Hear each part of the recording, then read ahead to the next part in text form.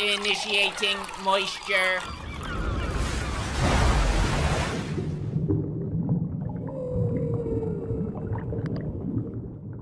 Welcome to the Moist Meter. Today we're taking a look at the new Thor movie, Love and Thunder. This is again directed by Taika Waititi, who directed the previous Thor movie, Ragnarok, which I absolutely loved. I had a lot of fun watching that movie.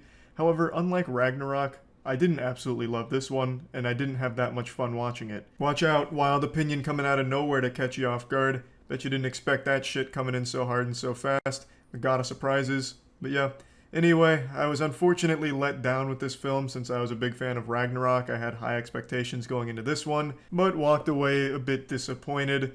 It's not a bad movie by any means. I don't want anyone to get that twisted. I'm not saying this movie's trash or dog shit or anything like that. But it just felt like it was trying so hard to be like Ragnarok, where it leans really heavy on comedy, that it almost became like a bootleg or like a parody of itself. You know, none of the jokes were really landing. In Ragnarok, I had a lot of giggles and genuine belly laughs throughout the film. In this movie, I didn't laugh once. The jokes just weren't landing.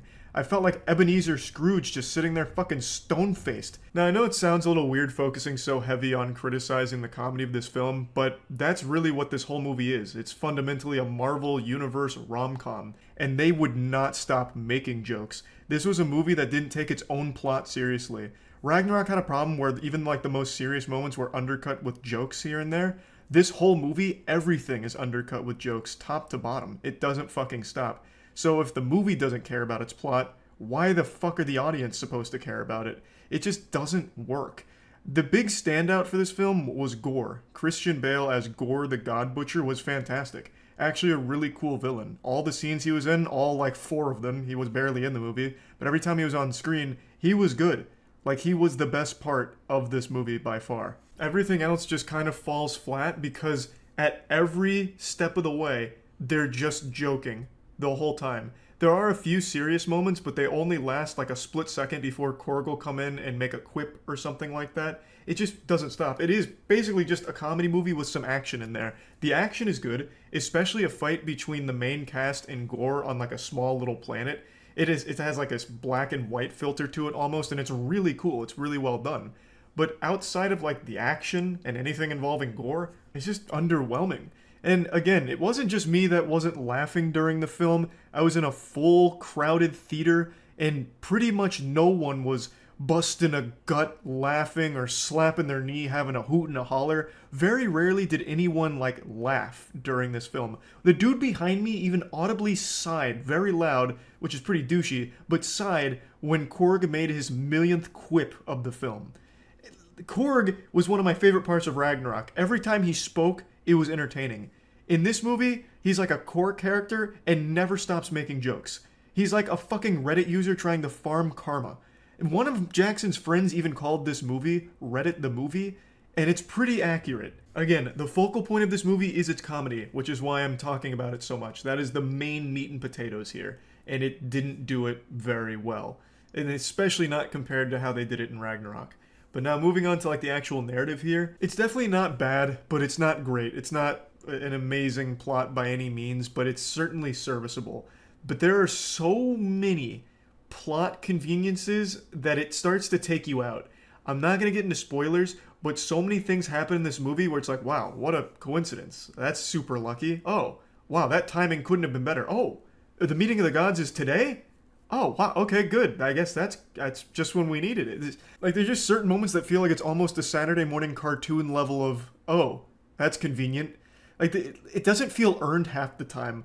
Like, it's hard to talk about without spoilers, but one thing they can do in this film is they can be pretty much anywhere in the universe whenever they want to be, thanks to, of course, like the Bifrost. But even when they're not using the Bifrost, and there's some time where they don't have the Bifrost, when they don't have the Bifrost, they can still be anywhere in the universe exactly when they want to be. They can just instantly be there, even without the Bifrost for some reason, somehow. So there's never any, like, stakes when it comes to tracking down Gore once they know where he is. It's never, like, a tough journey to get there because they can just instantly appear there somehow, even when the Bifrost wasn't available. It's just, I don't know, there's a lot of moments here that just don't really work super well from a narrative perspective, but I like the overall plot. I actually like the relationship between Thor and Jane. I think they did a decent enough job of making us care about the two of them. Jane is now a Thor. She's been chosen by Thor's ex Hammer, and they haven't seen each other in a long time, so it's all about like rekindling that relationship, and I think they actually handle it pretty well. And Jane's pretty good as Thor. I think she does a great job. She's fun to watch in the action scenes, and it's just pretty badass anything that involves action. The visuals were really good. I mean, as you would expect, it's Marvel, but I actually really liked it because it was such a heavy emphasis on like space shit, which I'm always a sucker for. So they even have like a fucking boat that's shooting out like a rainbow road with the Bifrost that's being pulled by some goats, and it's cool. It's cool to look at. There's a lot of cool moments. But just know those cool moments are going to be soon behind you when they're interrupted with yet another joke that falls flat for the millionth fucking time in the film. I'd like to stress again, this isn't a shitty movie. This isn't some dumpster fire of a film, but it is absolutely carried by its visuals, its action, and its villain. But the action, visuals, and villain are pretty goddamn good. And like I said, I do like the relationship between Thor and Jane. I actually thought they did a great job with that, especially since most of the heavy lifting with that relationship had to be done in this movie. Because prior to Love and Thunder, the two of them didn't really have a whole lot going on together. I never really thought that they had a great, like, well-built relationship, so this movie had to do a lot to make you actually give a fuck about that, and I think it did a decent enough job at that. Plugging Thor Love and Thunder into the moist meter, I'm giving it a 65%. I don't think it's a bad movie or anything like that. I think there's some good moments, but overall, it's just almost like a rom-com Marvel movie where a lot of it just takes the wind out of its own sails by just making unstoppable, unrelenting amounts of jokes, most of which don't really land. So yeah, that's really about it. So yeah.